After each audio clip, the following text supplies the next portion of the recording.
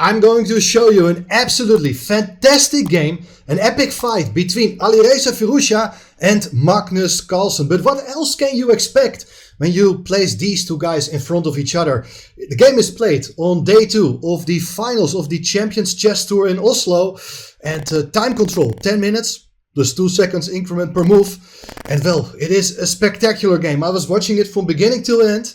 And I hope you will do the same in this video. If you haven't subscribed yet to this channel, you know what I'm asking from you. Thanks for all the support, guys. And here we go. As Alireza Firouzja opens with the move 1e4, e5, knight f3, knight c6, bishop c4. The Italian opening, such a popular option these days. And it leads to a flexible setup for both sides. Knight f6, attacking the pawn.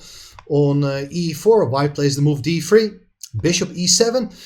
One of the modern ways of playing this line has become very popular in the last couple of years. Mainly black players decided here to put a bishop on c5 instead, but I like the setup with bishop e7. Castling kingside, and here the move knight c3. White is aiming for simple development, and now there is this move d6.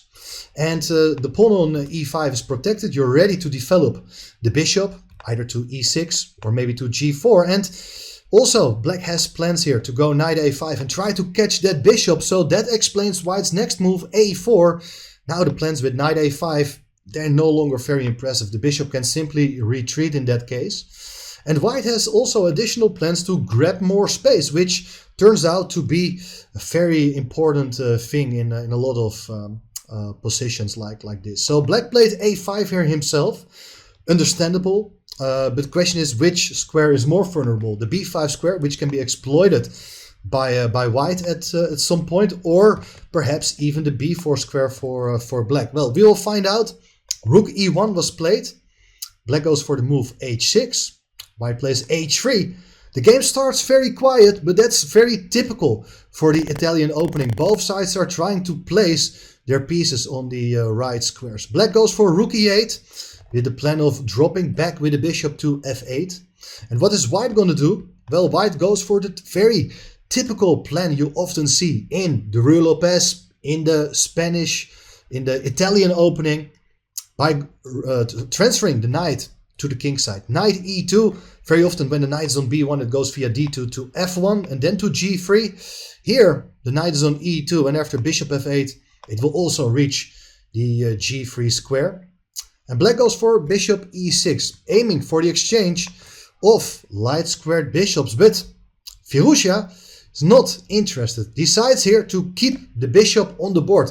And that is possible because black has decided to place the pawn on a5. With the pawn on a6, for instance, that's of course not a possibility. Now white has plans to open up the center with a move like d4. So the bishop goes back to d7 to support the knight, to unpin the knight, so that the rook on e8 will not be hanging in any of these lines. And white plays the move c3, ready to go for the move d4 and grab some space in the center. And white now has to deal with this move, knight e7. So the knight can do the same as what white has been doing, transferring the knight to the king side. And at the same time, you see that there's a possibility to exchange the light squared bishop. So interestingly, this exact position was reached in the game of Magnus Carlsen playing with the white pieces. It was a game played on chess.com. In that game, he went for the move bishop c4. So he wanted to keep as many pieces on the board as possible. But Firouzja prefers to seize the initiative in the center immediately, to add pressure to the pawn on e5. But it does give black the chance now to take on b5. White's going to recapture with the a pawn. So double pawns on the b file. But the rook on a1 is already exerting pressure against the pawn on a5. Even though the pawn is still defended, it's something black should keep in mind. But here, pawn takes d4 was played. And that's an interesting moment, because how are you going to recapture? I imagine a lot of people will automatically recapture with the c-pawn, claiming a nice sort of pawn center. And I do think that white can count on an edge here as well. But in the game, Firouzja played the move knight takes d4, which is a totally different approach, but very interesting as well. Because with this knight on d4, you're keeping control over the f5 square. And black is going to surrender it. Black played here knight g6 because at some point you would like to use your rook to exert pressure on the e-file. You would like to activate the bishop perhaps at some point. And now we see another point of Firouzja's play as he goes for the move c4. So totally different setup. If he does get the time, he will play b3, bishop b2, probably move the queen somewhere, connect the rooks. And thanks to the pawns on c4 and e4, nice space advantage, white's edge is beyond any doubt. But here, when I was watching the game live, I was very surprised by Magnus Carlsen's his next move. But at the same time, I was also very impressed because I didn't see the move coming at all. He played here the move c6. He's trying to break free, and with the pawn on c6, black is aiming for a counter strike in the center with a move d6, d5.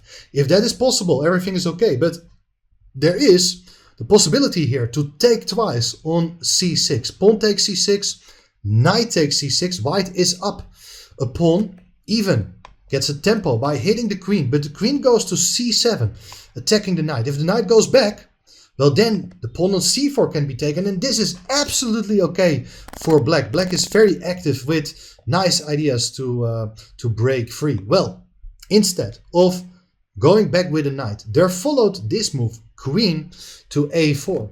And the queen is supporting the knight on c6, and white is up a pawn. And that knight on c6 is actually quite annoying as it takes away quite a number of squares from black's pieces. At a certain moment, there's even the possibility perhaps to take the pawn on a5. But now, another fantastic move by Magnus Carlsen. d6, d5. And he's trying to take advantage of the deficiencies in white's camp. One of these problems is that the pawn on e4 is pinned. You cannot take with your e-pawn as it hangs the rook on e1.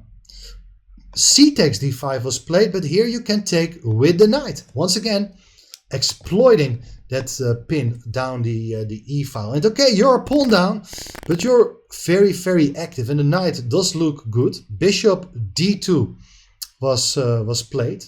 So now you're threatening to take the knight. But now there's this move, knight d2 f4. And I think that is an interesting moment in the game. Because, well, looks like black is getting a lot of piece activity, including ideas to put a knight on d3, to hit the rook.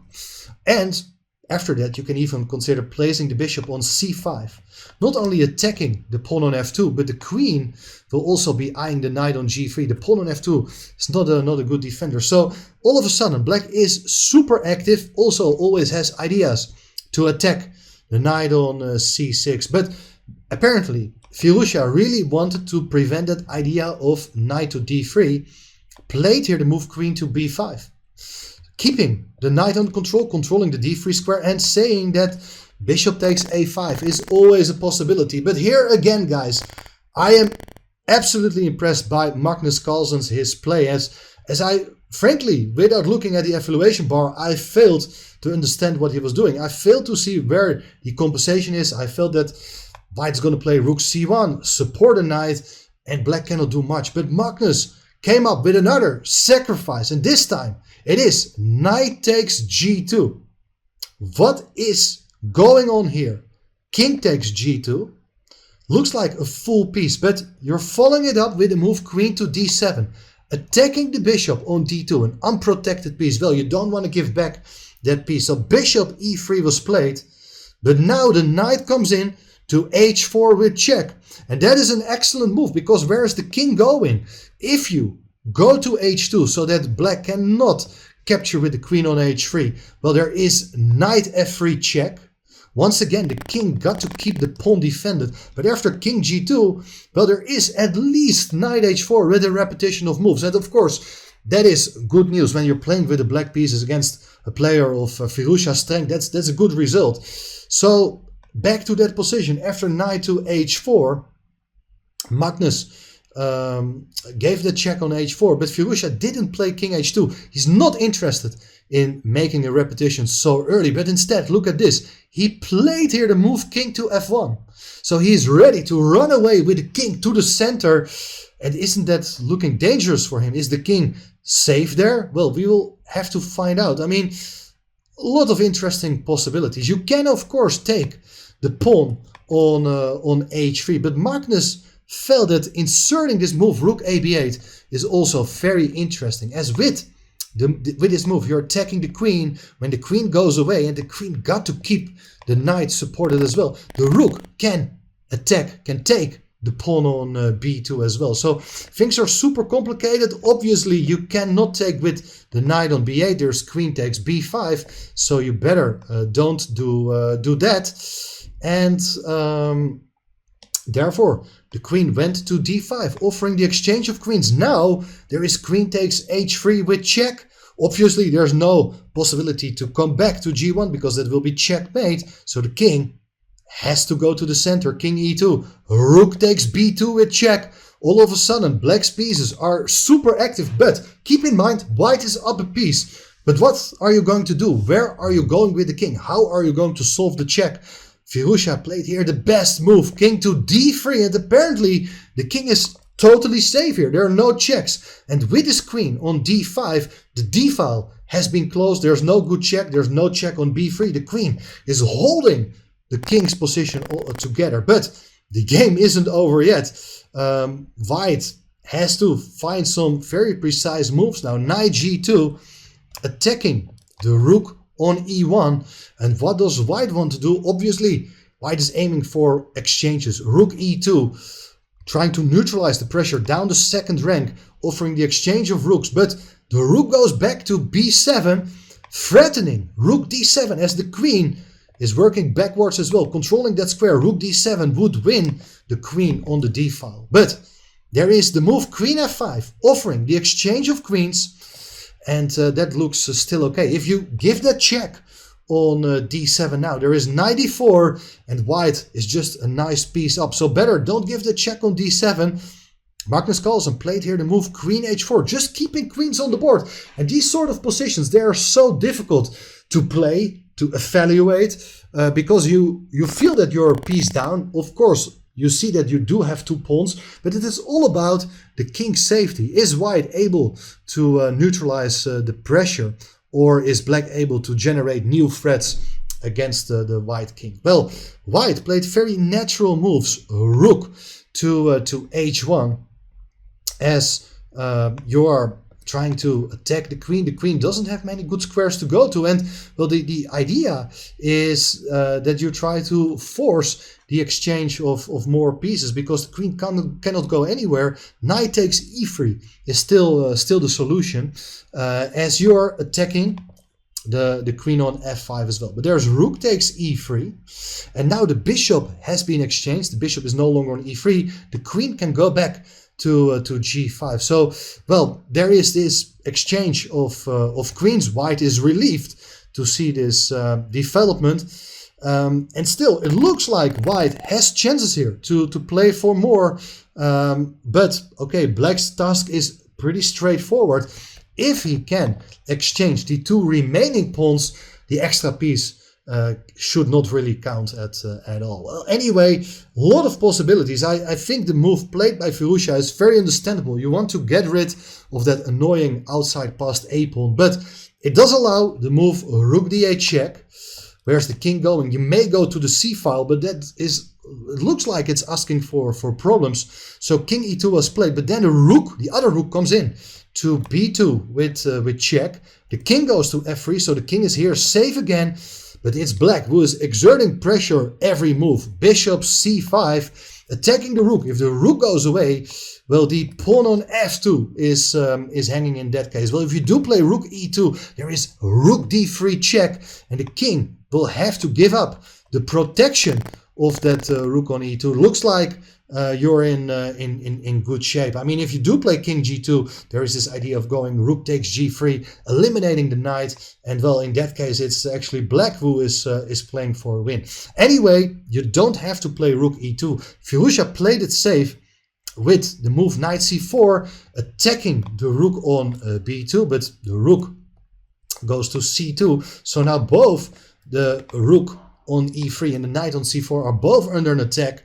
The knight goes to e5, it's bishop takes e3, pawn takes e3, and you see it is here a rook and a pawn against two knights. Well, I would always prefer white in this case, but probably this is just not gonna be enough. White may have a threat here to go rook h8, and if you take with the king, there's knight takes f7, and you regain the rook, creating two passed pawns on the e-file at the same time. Therefore, f6 is played, keeping that f pawn on the board. Now the same tactic with rook h8 is not posing any problems. Knight g4 played, and here black is just bringing his king into the game. e5 played, trying to weaken black's pawn formation.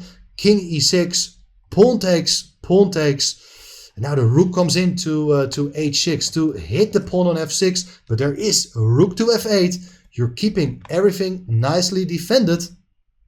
And, well, basically, white can try a lot here. White can play something like knight e2 with the idea to go knight d4 to create a knight fork, maybe to come to the f5 square. Probably white is a bit better, but it's not going to be enough to win the game. Knight e4 was played, and it's very understandable because you hit both the pawns on f6, which is threatened 3 times, but also the pawn on g5 because the f pawn is pinned. However, king e7 is a good move because after rook takes f6, there is rook takes, knight takes, king e6. Everything is okay. The knight goes back. And, well, even the pawn on g5 can be taken. But you can just move the rook away. You don't care about the pawn on g5. The only thing black really wants to do is give up the rook for the remaining pawn. And, well, you can take on g5 and the game goes on. But knight gf2 was played.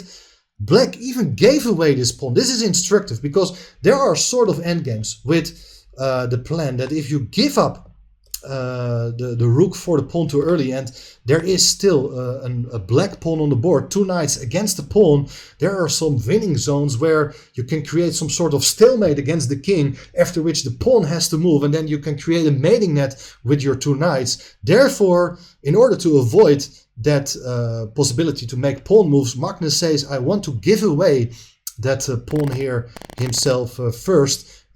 King takes was played. If you take with the knight, the same thing will happen.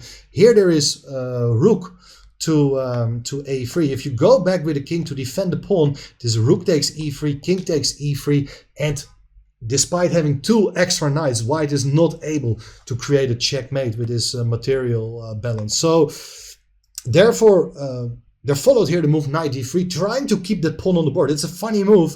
It's a funny end of this very spectacular game because the knight can be taken. There is a knight fork on c5, but Magnus, of course, has seen that after king e5, knight takes d3, black is able to eliminate the remaining pawn. There's nothing to be done against king takes e3. Knight f2, king takes e3, and also with just one single knight, you're not able to win the game. So I thought this was a really high quality game, very spectacular stuff, a lot of tactics. Looks like both players, they played very well, at least in my opinion. Maybe they are not satisfied, maybe they missed something in their calculations, but anyway, I think for our standards this was a very, very instructive game, and I really enjoyed this big fights between Alireza Firouzja and Magnus Carlsen. Well, in fact, this is the only mini match Magnus Carlsen went on to lose in this group stage of the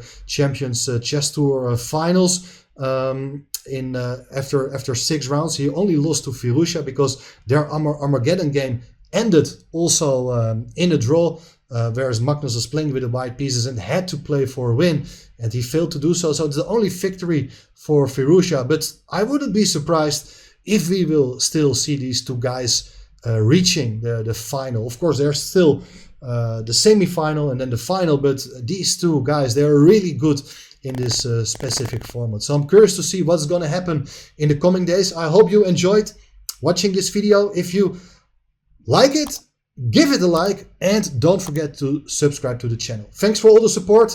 See you soon again.